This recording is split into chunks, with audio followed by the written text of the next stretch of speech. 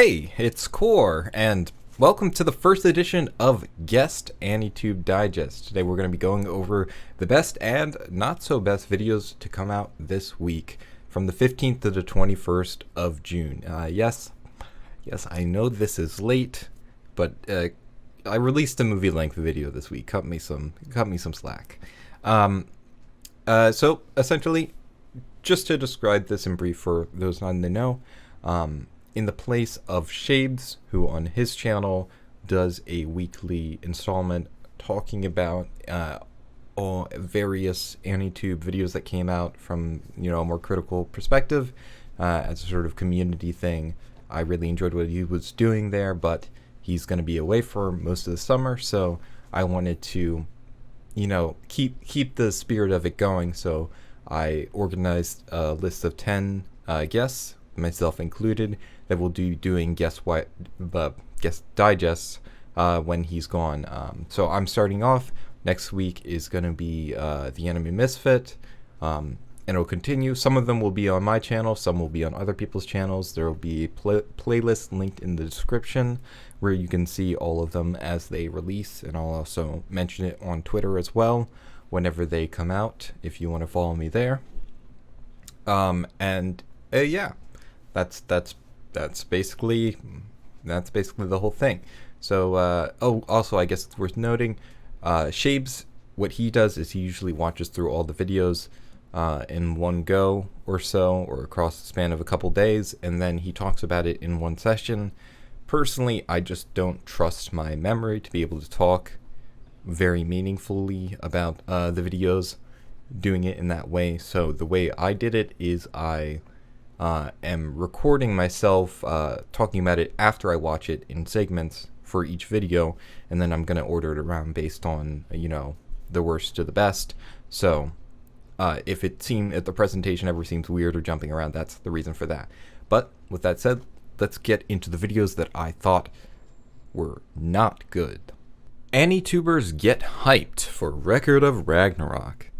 So this part's not really going to be all that constructive, but I also don't really feel bad because it is Netflix, big corporation producing a video specifically to hype up their own show.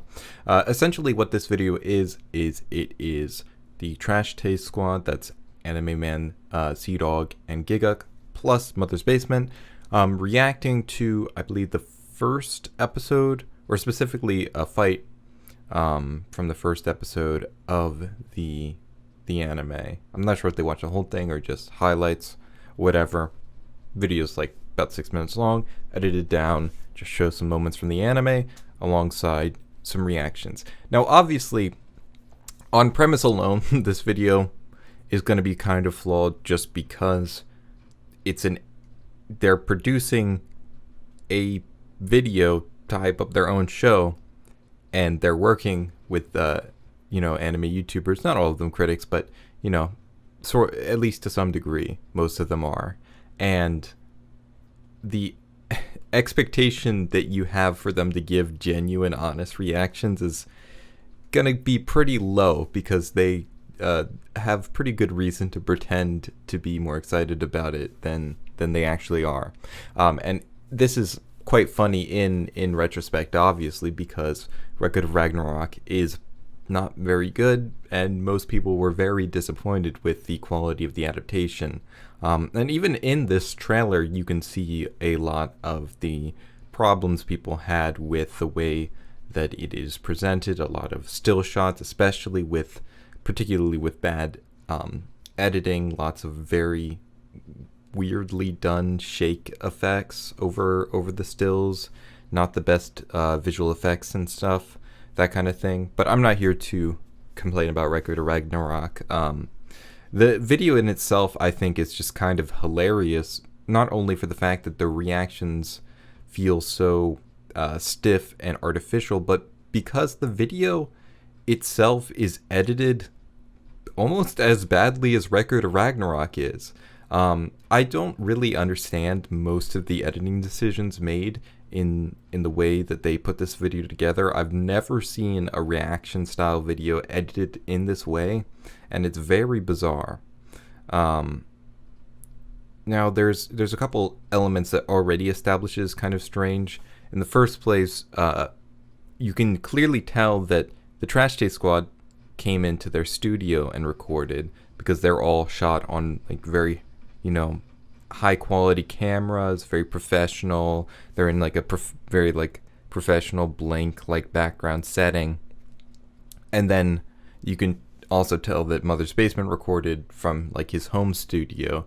So it's creates this weird dichotomy between when they are cutting to like all the Trash Taste guys and when they're cutting to Mother's Basement, because he's in a completely different setting and his camera looks completely different as well, which is already kind of weird. Another weird decision is the fact that the anime footage doesn't have subtitle. They're watching the subtitled version, but the anime footage that they're watching, the subtitles are not hard-coded into the video itself. They're in the captions, which are not on by default, which I didn't realize until the second time I watched this video to talk about it now, is that there are captions. I thought at first that the anime footage just had no subtitles, so they're reacting to some of the stuff the characters are saying, but you don't see the dialogue. Granted, now sure, you can fix that by turning on the captions.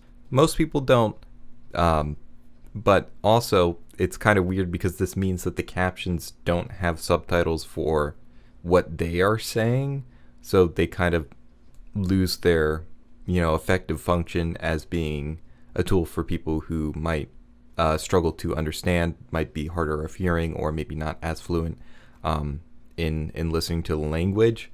So it just seems like a kind of weird decision not to have them the subtitles in the video itself, considering. Sorry, it was a very loud car. It seems like kind of a weird decision not to have the subtitles in the video themselves. In my opinion, it's very strange. Now, that's one thing. Then next factor. Okay, let's talk about the quality of the footage that they're working with here.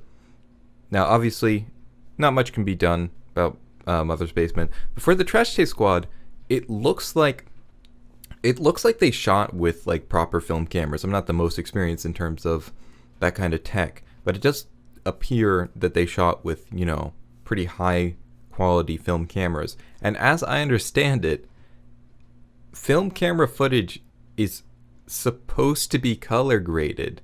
If you don't, it is very washed out and just generally looks white and pale and just lacking in color depth. And that's what this looks like. The footage that they cut to, whenever they cut to any of the Trash Taste members, is really bizarre because it feels cold and dead and lifeless, which a lot of this video does just in general. But that definitely makes it even more extreme. Pair that with the fact that they're on this pale, like dead, empty white void, and then both Gigguk and Sea Dog are wearing white shirts or gray shirts, and then also the footage itself is like not color graded properly or maybe at all. So the footage itself just looks very gray and dead. So it's a very like weird looking video. And then every time they cut to show their reactions, right? I think most reaction videos have some sort of consistency, right? You know where to expect the reactions to be. But this one is bizarre because it's always moving around, but never for any good reason. Sometimes the box will show up in the top left, sometimes in the bottom right, sometimes they'll cut to them, but with the anime in a weird box at a random position. And it's not consistent, and it doesn't make any sense. It's very hard to follow. It's a very hard to follow visually video. Hard to follow visually. The video is hard to follow visually. I put my words in the wrong order. And like there's one section I remember towards the end at least. There's like a section where they show Anime Man's reaction to something. He's like, "Whoa, totally crazy!" And then Sea Dog has something to say, and he shows up in another box, in another small box on top of Anime Man's box, and it's the most bizarre. But the thing is, the thing he says is after what Anime Man says, so there wasn't even a point to show both of them reacting. You could have just cut between the footage of both of them. So like while you're listening to Sea Dog say his thing, Joey's just like on screen in this little box with a completely neutral expression. It's really bizarre. There's something amazingly surreal about this video. I honestly recommend it just because of how like bizarre every single editing choice is. There's towards the end there's like one like sort of group shot where they're presented in like this like weird triangle, and it's the only time that like kind of framing is ever used. Like every single thing just feels like it comes out of nowhere and is totally arbitrary and random and doesn't feel like it has any sense of like consistency or flow or anything that is taking into account the way a first time viewer would be watching it. So it is quite poorly made. Obviously I don't think it does a good job of like making a particularly entertaining video in its own right, though it is lifted up just by how fascinating some of the decisions were made. A lot of their reactions are pretty trite, not really very like interesting observations are being, you're getting from any of it. It's mostly just, whoa, that guy is cool, wow, this anime, I'm gonna love this. And yeah, it's a very bizarre video, but definitely not a particularly great one. Every Anime in 10 Seconds by Azeus. So I don't really know why I specifically chose this video, but I saw it. I did watch it. This video is a little strange because obviously with the title and the nature of the video, I went into it expecting a fairly like comedy focused experience, and it's definitely presented through the lens of comedy, but it's less so than you would expect. The weird thing is, so he does actually cover a pretty like wide assortment of anime, which I appreciate. There's pretty broad variety from more popular shows. Most of them are fairly popular shows, but I'd say it's a pretty decently diverse range of series, which I think is good. I appreciate that that you're jumping around between lots of different stuff, even if most of them are pretty big shows. That's fine, especially because for a video like this, usually you're working off of the viewer's preconceived notions. If you're only talking about it for 10 seconds, then you've got to work with all the information that the viewer already has. So talking about something that is known to some degree makes a lot more sense. The weird thing is that a lot of the some of them are jokes, right? Some of the things are obviously pretty explicitly jokes, but a lot of them are essentially just the basic premise of the anime. In fact, not even necessarily the premise, but a lot of them just establish what essentially the first episode gets across, like the initial hook of the anime, and he kind of just describes that with a slightly funny tone of voice and maybe some humorous language, but a lot of it is not necessarily executing a particular joke, which I think is a little strange, considering the nature of the video is not really gonna like get you interested in the anime. It's not really a recommendation video. I think the only real purpose you're gonna get from this video is really like comedy, but then so many of them are not really explicitly comedic, even though they're presented through that lens, so it creates a kind of weird contrast. I also really, I think one of the most major issues, obviously I will say that like a lot of the comedy didn't really hit much for me when it was trying to be more funny. I thought a lot of the jokes were kind of obvious, not really anything that I thought was particularly like creative in terms of humor. But My biggest critique is genuinely the use of music in this video. It has this very consistent, this like one like track. I don't know exactly how to describe what the genre is, but it's, it's comical, slightly upbeat with this brass, but they play for every 10-second section. The beat is very consistent where they start the track of music, they start talking about the anime, and then there's like a gag or a joke, or they play like a very short like clip from the anime, like very like half a second or something, like a scream or a noise, or like, there's some sort of joke, and the music cuts out when they do that, drop the music for the joke. But they do this every single time, every 10 seconds, and it's always the exact same part of the music. It's never different. It doesn't progress. Rather than like you dropping out the music, but the music like progresses over the course of the video, which is usually what most people do.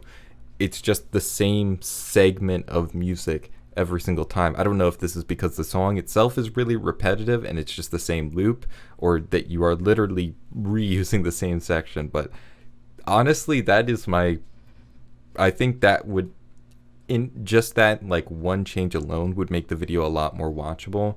And also I think mixing up the pacing of cutting out the music and stuff, because it feels so like methodical. A lot of these, like the pacing to them feels very, very consistent, and I think it would benefit from more variety, because you're jumping around every 10 seconds, and you're essentially looping every 10 seconds, and that gets really monotonous. Like the video feels weirdly long for being like just under 3 minutes. So that's my thoughts on that video. And here's for the videos that I thought were decent. I fixed it. The manga artist schedule from Trent Kaniuga. Kaniuga. I'm sorry. I don't know how to say your last name. This is a video of it's a pretty casual video, where he basically looks at this famous one of the those schedule sheets that go around for manga artists. This one particularly being the one for Shibashi Hiroshi, and he basically takes a look at it and is talking about how he would alter things based on his experiences, and what he would recommend for the purpose of scheduling and getting good workflow going. This video's it was interesting. It's not super high production value or anything. I personally watch it on 2x speed because it's just him, sort of talking off the cuff. And I just generally appreciate this kind of approach to encouraging a more like realistic approach to art production. I like art. I like artists. I care about their well-being, and so essentially he's just saying a lot of things that are kind of obvious, but that I think are still worth saying, especially for artists who tend to have a strong desire to overwork themselves, myself included. And he basically is like, okay, let's set aside a day for you to have some free time. Relationships are important. Having time to consume art matters so that you can, find more inspiration, because the original schedule literally only has 3 hours of free time in the entire week. Now, I think there's, to a degree, the nature of the video is a little flawed, just because the title and everything is presenting it as if he's fixing the schedule, but he does acknowledge in the video that this schedule kind of makes sense considering the quantity of output that it requires to be a mangaka on a weekly schedule. Whereas, like, if you're, I don't know much about the American comic book industry, but it seems like most comics are bi-weekly or monthly, as far as I remember. So there's a lot more leniency in the amount that you have to produce.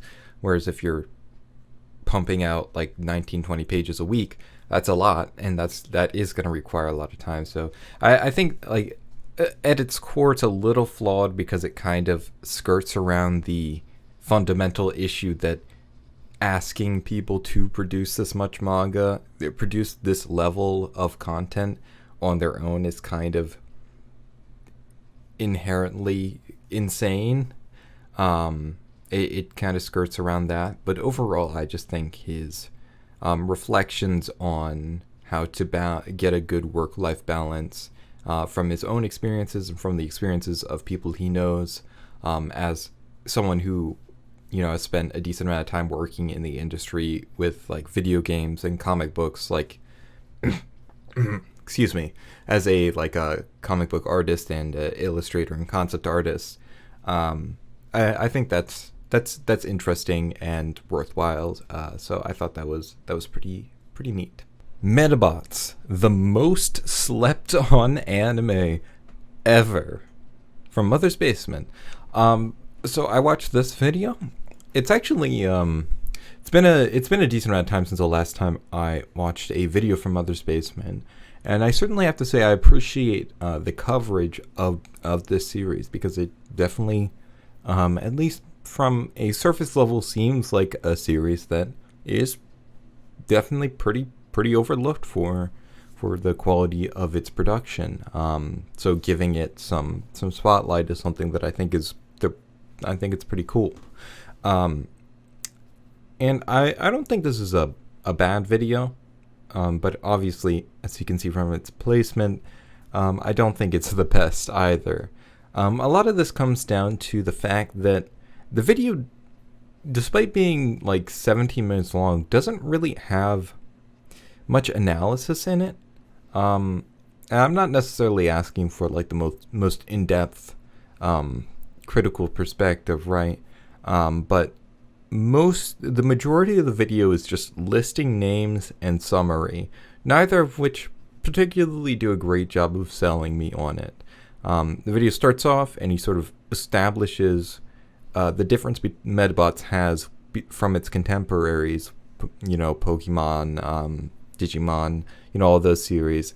Establishes Metabots as being different because of its much more creative and exciting and fluid animation that comes from the simpler design sense it has, and its sort of ability to realize that in interesting ways.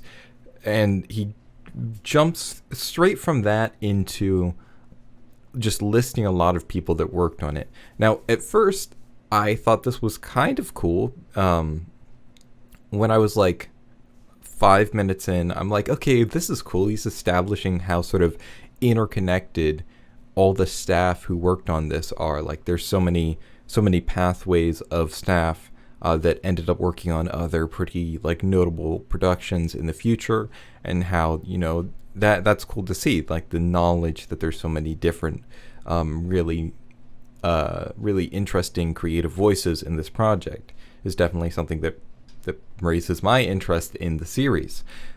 And then he keeps going for like another 5 minutes. Legitimately, he doesn't even touch what the show is about until about 10 minutes into the video.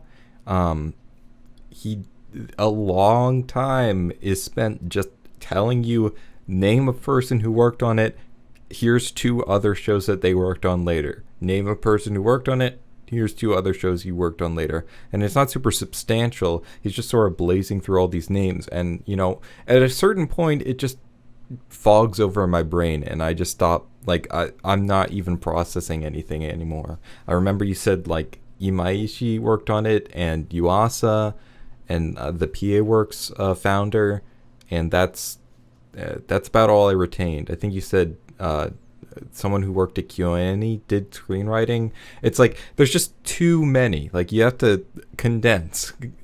I get the sense of like trying to communicate how many like great people worked on it, but I feel like there was just too much time spent on that. I think you could have like maybe blazed a little bit faster, just like shouted out a bunch of names. Like list some major inclusions and then rattle off a bunch of names really quickly to convey the sense that there is so many people who worked on it. And I mean, you even mentioned Mother's Basement. He even mentions in the video how like at one point he's like you should just pick a name and check it on ANN or MAL and just be prepared to be blown away. Like that, I think establishes well enough what you're trying to get across there. Man, I really cannot decide whether I'm talking in second or third person here. So,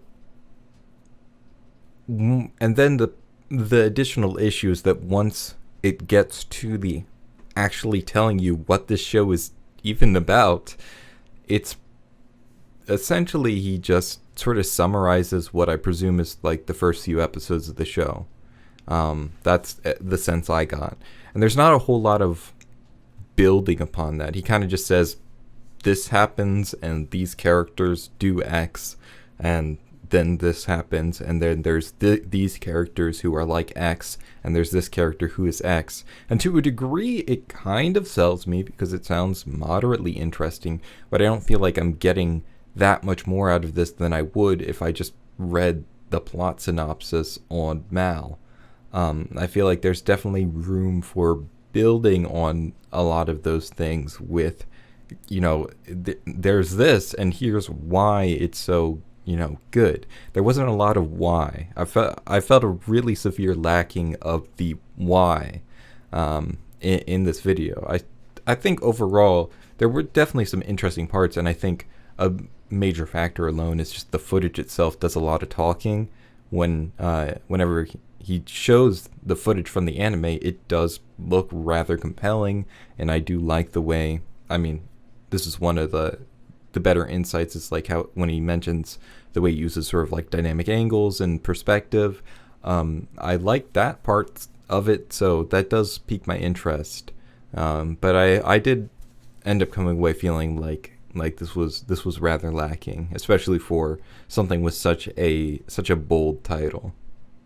Samuel L. Jackson made an anime Afro Samurai anime review. This video comes from Red Panda Reels, who I've not seen any videos from in the past, but I thought this video was pretty alright. It is an anime review of Afro Samurai. However, actually, I think the most interesting and best part of this video comes in a lot of what they do when they are talking about the context behind Afro Samurai's creation. There's a pretty good amount of context to its creation and the people involved with the project, and I think that actually the story there is pretty interesting. I don't know if it was restricted at all by the amount of information out there. I think like maybe that possibly could have even been expanded on somewhat, because I thought the stuff that was there was really interesting and engaging, and I like that stuff a lot. The actual review portions of this video I thought were a lot less interesting. It's pretty straightforward observations that I don't think they didn't particularly sell me on the series or sell me against the series, and they didn't feel like anything that I wouldn't have thought looking at it on a surface level, or wouldn't have come away with if I watched it myself. I didn't really get the sense that in terms of the critical observations of the series itself, that there was much in there that would have been different or unique to the person talking about it specifically. So that stuff was, it just gave me more of the vibe of your very standard, like, my anime list, point by point review. Here's the characters and stuff, beat by beat. That stuff wasn't as interesting to me. But every time that they talked about the context and framing things through that angle, I thought was quite enjoyable and interesting. I like the way that they, again, this comes down to like, whenever they're doing the very review formula, it feels kind of stiff, but there is a decent amount of times where I get the sense they're kind of going off script. They make a joke or like chuckle at like them mispronouncing something. Stuff like that I thought was nice, because it really lends that sense of personality to to the person, to Red Panda, and I appreciated that kind of stuff. That was good. All the stuff that had a bit more personality, the more storytelling parts of this video I enjoyed, and I thought those were pretty good. I think there's a little bit of an over-reliance on cutaways, like usage of like clips and like mimetic scenes and stuff. I certainly don't have a major issue with those, and I think they can be very handy as like pace breakers to keep up the flow, but I thought it was a little overused, and obviously I think unfortunately the biggest problem with this video is really the sound quality, the mic quality, which is, you know, not really something that can be super easily resolved unless, you know, you can afford to get better equipment, because it does sound to be like a headset mic or something like that, because it's, you know, it's quite like compressed and peaky, and that honestly it's a little unfortunate, because I think on every other level I think the general production of this video and the pacing is a lot higher than I would expect from, you know, a channel of this size. I think it's got a very, you know, good approach to the subject, and I always enjoy these kinds of videos that take a look at, you know, a piece of, you know, anime history and sort of delve into it, because Afro Samurai definitely something that was had its time in the spotlight, but not really a series that's talked about much nowadays. So it was interesting to learn about it. So yeah, that was a decent video. Nice work. All right, here we have Omoide no Marnie, Studio Ghibli's Sleeping Giant, review and analysis from DBA. So I came across this video, and it looks like they haven't done a video in quite a while, so this is sort of a return. It's been, I think, about a year since our last video, which was a video on Ergo Proxy, returning to talk about when Marnie was here. So I think this is overall a pretty well presented and competent analysis of the film. Personally, I haven't seen it myself yet. It's one of the few Ghibli films that I have not yet gotten around to seeing, though I do want to, intend to at some point. But I thought that overall the way they described the movie and talked about the themes it explored were pretty convincing to me. And I sort of like the vibe they crafted, their choice of music, the way like they would occasionally end a line and then cut to black. Particularly there was a point I thought that was really good where they used that as a transition from more plot summary kind of description into the analysis of what they talked about prior. Like they sort of changed that with a cut to black and then music change. That like established the sort of switch pretty effectively. I thought that was good. I like that part of it.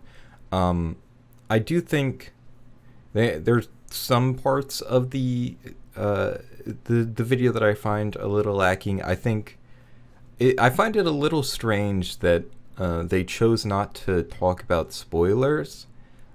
They essentially describe the lead up, but they don't spoil the ending of the film, even though at the end of the video they show a section from the closing scene of the movie, which kind of spoils it anyways.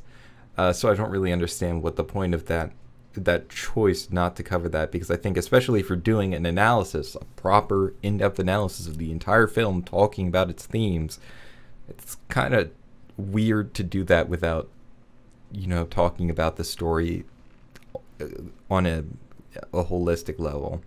And I also find the more general points towards the end of the video, they're mostly nice sentiments, but also kind of ephemeral and ultimately not really super meaningful statements.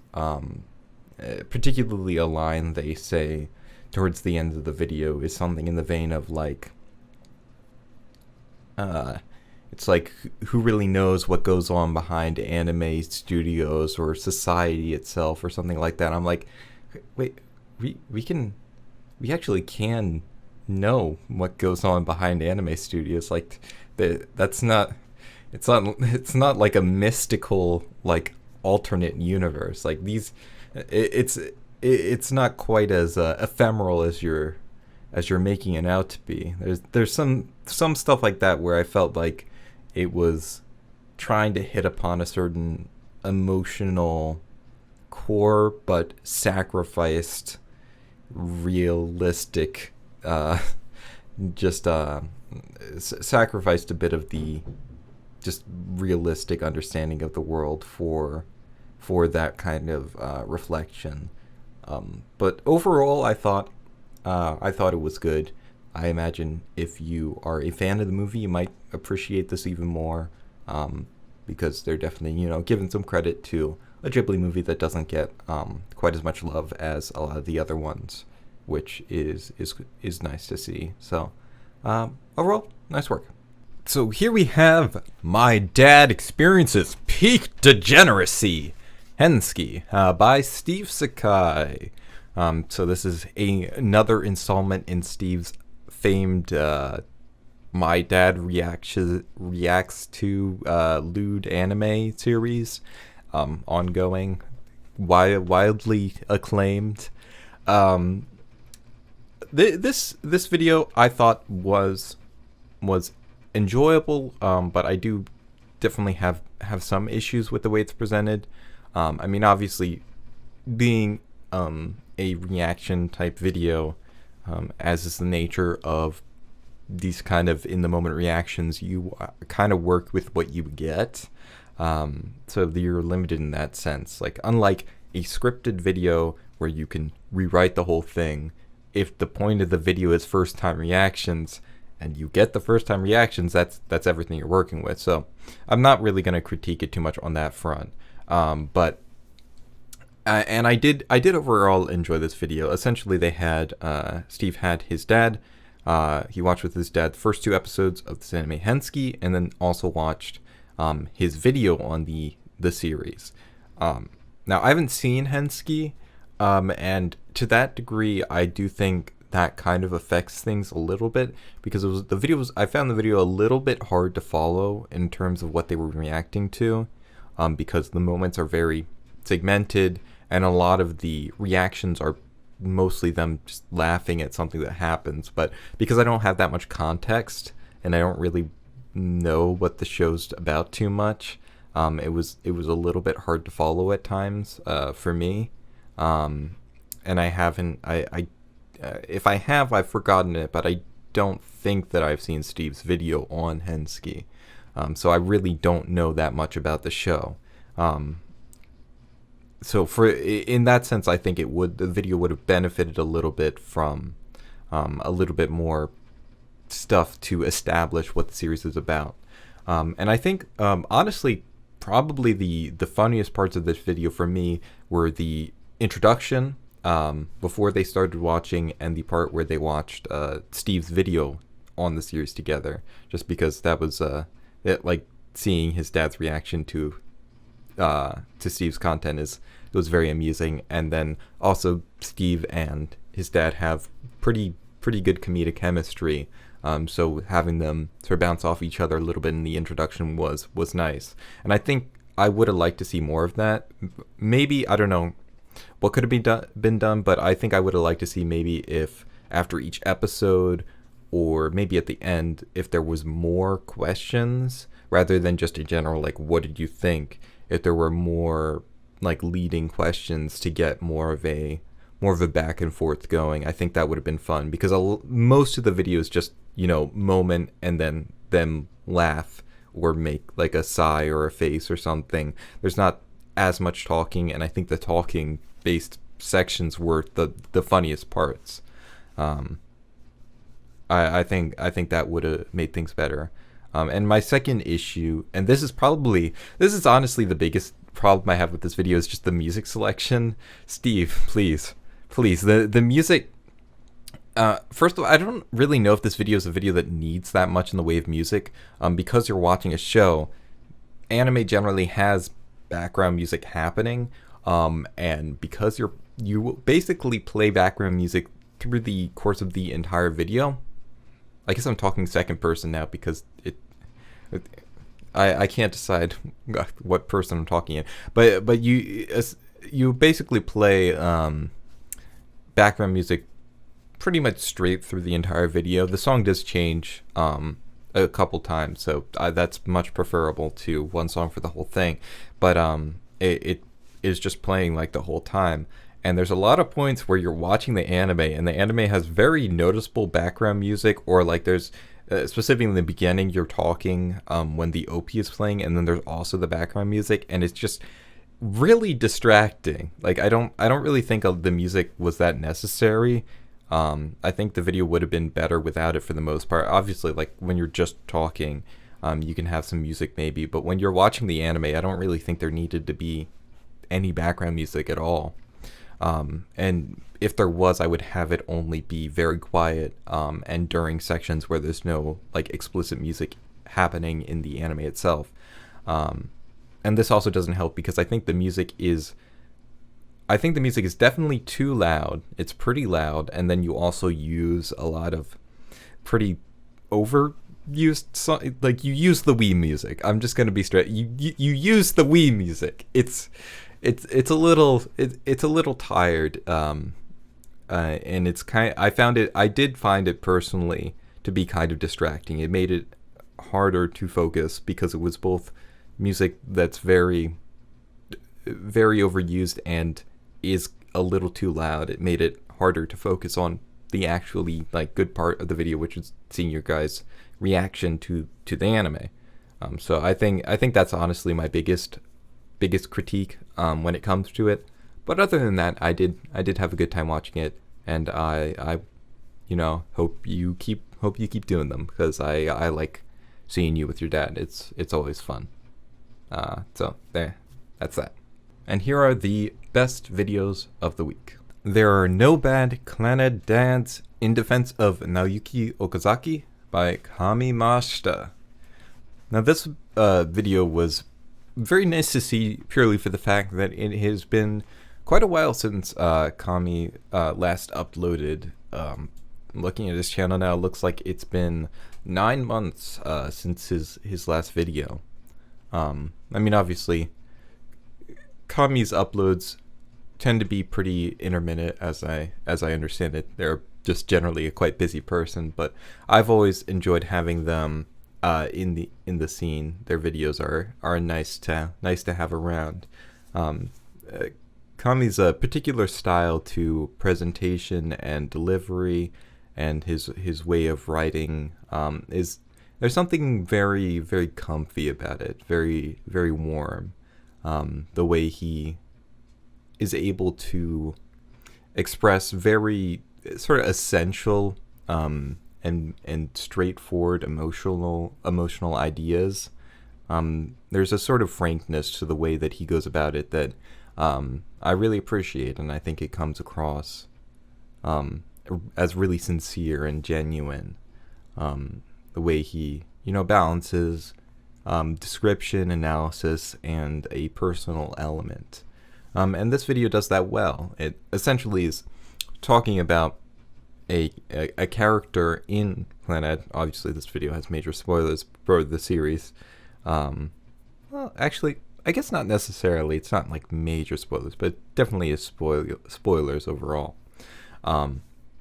Specifically talking about the main character of Clannad, about his father, who was a pretty flawed character, and just essentially how Kami saw a lot of sort of emotional value in the way that character is presented and the way that arc is depicted. And I think it's effective. I especially do really like the parts where you related where you related the. I can't decide if I'm going to talk about them the third or the second person. Shaves always does second person, but that also feels kind of weird to me.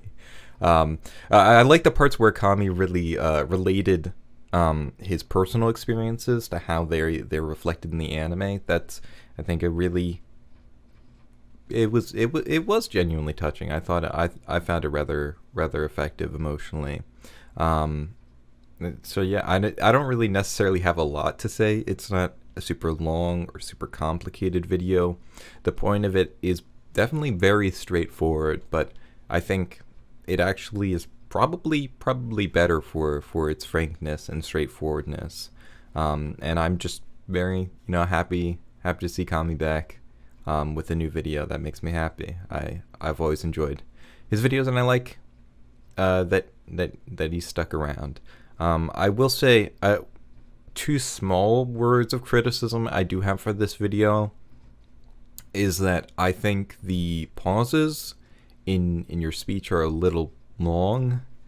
I'm not sure if that was like intentional for like syncing with the music or for like dramatic weight, but all of the pauses feel just a little bit too long. I would definitely cut. I would cut them down personally, because you pause pretty frequently. Always like at the end of a sentence, there's a pause, and it always feels just a little bit too long. I think the pace of the video, I mean, it's a more emotional video, so it's okay for it to be a little slower. That's appropriate. You don't have to blaze through or anything, but I think it could be cut down a little bit. And then also at the end of the video, you end on a really like emotionally strong point, which is when you like reflect to your own father, and I think you could have let that moment sit a little bit more, like just let the music fade out, let the visuals fade to black, and then come in with the outro, because you sort of end and the music like peters out a little bit, and then you cut, hey guys, thanks for watching, and the music changes abruptly, and it really felt like emotional whiplash I got from the transition to the outro. I would have let things sit a little bit, especially when you're conveying some strong emotions. Then it's good to sort of let that peter out before you transition into like a different emotion or an outro or something like that. So those are my two thoughts. But other than that, I really enjoyed this video. It was nice to see. Made me feel warm and happy. Nice work, Kami. A magical girl wannabe draws her life from Bunnimation. This is a story time animation where Bunnimation, where she talks about essentially her experience growing up, moving from China to Canada, and how the different magical girl anime she watched sort of influenced her at the time and were, important to her. It's a pretty cute video, pretty good. I enjoyed it. I think, particularly, I just really enjoy Bunnimation's art style. I think it's quite adorable, and seeing the way she depicts herself in different styles and putting herself in the outfits of the characters it is quite enjoyable. And I think the story that she tells is nice, and definitely, I think, something that a lot of people can probably relate to one degree or another. Just sort of the way that the media we consume as a child sort of influences us, and how we find things to admire, and the ways that we find the media like that we get really attached to, how it is like reflective of interests we have. Like in particular, she talks about like the outfits and how that reflects is like reflected in her sort of artistic development at the time as a younger girl. And then there's like another sort of anecdote about how seeing one character's usage of language, motivated her more with learning language, since obviously she had to, learn a new language moving, with moving. So I don't have too much to say about this one, but I definitely did think it was a nice story. I like the framing of it. I think it's definitely like interesting conceptually. And I like that element. The humor is, I don't think there was any particular jokes in this that I found particularly hilarious, but there's definitely a distinct charm that Bunnimation brings with her presentation. I think personally, I feel a definite lack in terms of general sound design. There's not really much in the way of sound effects or music. There's no music at all in the entire video. And I think that's probably my biggest issue. Obviously, it's like a story, so I can sort of understand why you might lean towards not doing that. But because it is so animated, and it's not even like basic, like the Bunnimation goes pretty all out. There's a lot of art in this, like a lot of art in like a decent amount of like animated scenes, and most of it is colored. Like there's definitely a lot to it. So I think adding some more usage of sound effects, sound design, music, I think all of that could have helped the stories come to life a lot more, and made the video more engaging. And I think also that way when you like pull stuff away for a joke, that would make jokes hit harder. I think that's personally where I found the video most wanting. But overall, it was pretty fun, unique concept, good style, well executed, very very clearly a lot of effort and love put into it, and I think it comes across. I went to a real anime studio in Japan from Gigguk. This was a great video. I really liked this video. It's pretty straightforward to the title. Gigguk goes to visit JC's staff, which is particularly the studio producing the... Is it still airing? Combatants Will Be Dispatched. It's a new anime from the author, adapting light novel from the author of Konosuba. And he visits them while they're working on the series, gets to interview the producer and the director and get a look at what's going on behind the scenes at the studio. So the video is very much kind of what you expect from the title and, the introduction. You're getting exactly that. He goes to an anime studio, they talk about their work on it. But I specifically really enjoyed this video. I mean, not only do I really appreciate what he's doing here, because I think, providing more insight into the way the animation process works in Japan is good and beneficial, not only for the fact that, raising awareness and appreciation for just how much work goes into making these projects a reality, but also because there's, a decent amount of differences in the way that the animation industry functions in Japan versus in like America or other countries. So, clearing things up, like specifically for example, like what the producers does, like that varies a lot. And so seeing like the producer's role in the anime studio, or how the director oversees the project, things like that. And I thought a lot of the questions that Gigguk asked were pretty insightful, and gave a lot of interesting insights into the way that that adaptations are approached and the way that the production goes. And I think the video was really well paced as well. I mean, it's definitely, it's like 20 minutes, so, on the longer side, as far as like an anime video goes, but it consistently breaks things up, because you have essentially the framework of him going through the studio and visiting the different steps of the process. So you see the like keyframe, like animation, the background art, the filming, which is a process through which everything's assembled, and you also have these segments from him like sitting down and directly interviewing the producer and the director for the series. And so it sort of jumps between showing like in the moment, like him going through the studio, and then the interview sections. And I thought that was very well balanced to keep things feeling like there's a consistent like sense of momentum and pace to everything that kept the video engaging. So I like that. I also really I just thought it was a very interesting and enjoyable video that that I was pretty engaged in consistently through the whole thing. I think it would have been nice if there was a little bit more usage of anime footage.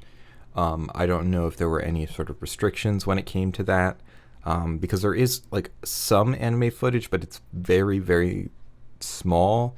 And I just think, especially showing some footage in cases where they're talking about steps of the process that would correlate, I think would have been good at better demonstrating some of the points they make.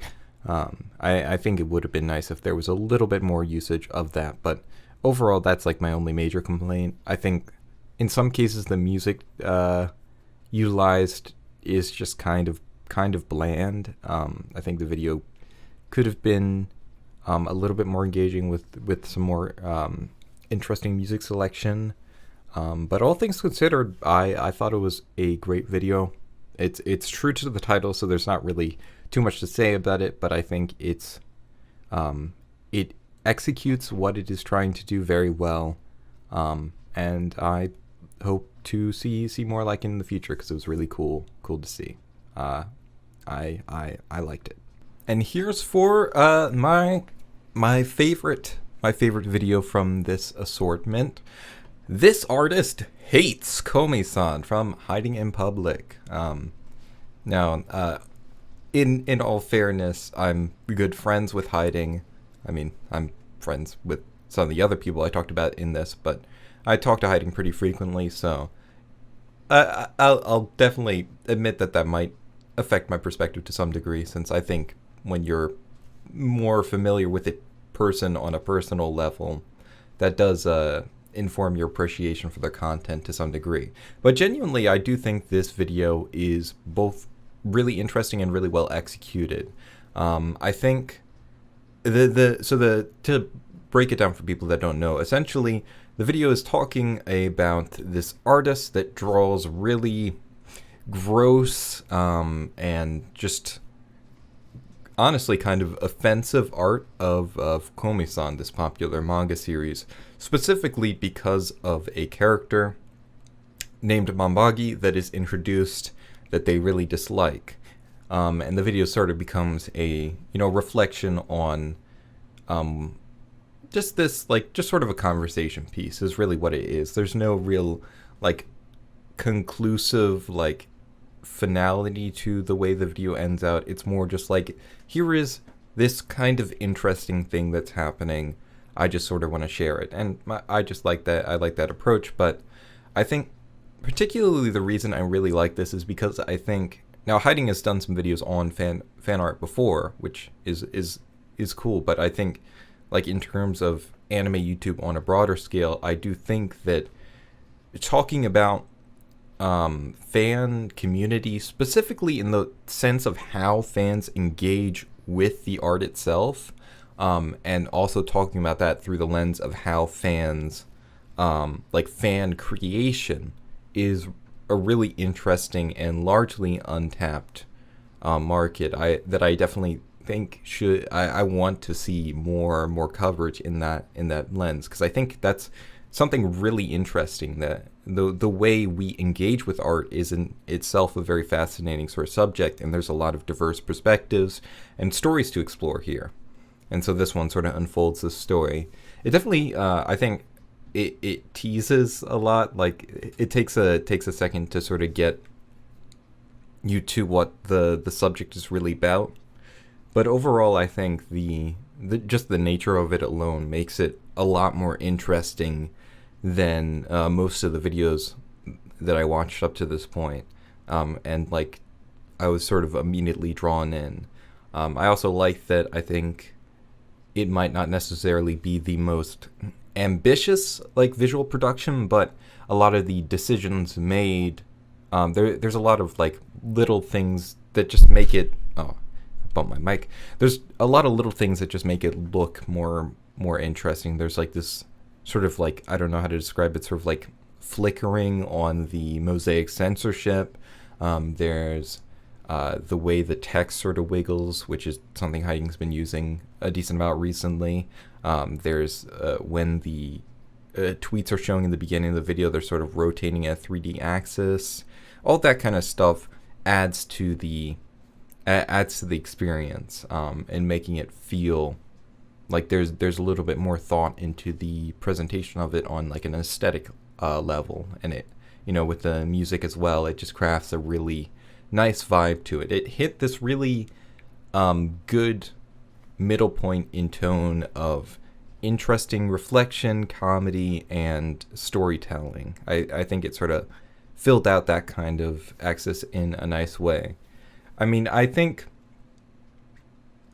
it is definitely something. I guess like my only possible complaint would be that I think it is kind of like what I said is kind of what the video is. There's not like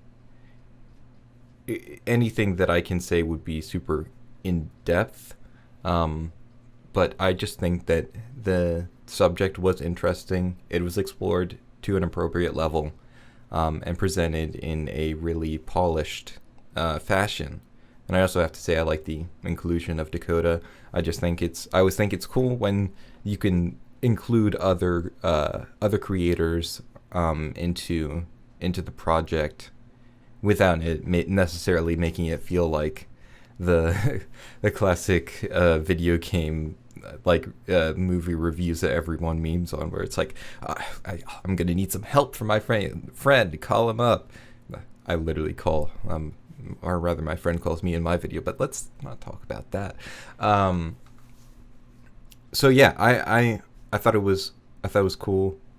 The moments of humor were well done. This is the kind of video that I definitely would enjoy watching more of, stuff in this vein. I think, again, I just think exploring the way fans engage with art and talking about things through that perspective is cool and really neat. And I am repeating myself, but I liked it quite a bit. So nice work, Heidi. So yeah, that was this week's guest Anitube Digest. I hope you enjoyed. I definitely had a good time doing it, though. Man, I certainly don't envy Shabe spending so much time watching videos and talking about them every single week. That was bigger time sink than I expected it to be, but still happy to do it. Once again, in the description below is a link to the playlist where all the videos will be, as well as I'll be mentioning it on Twitter as well.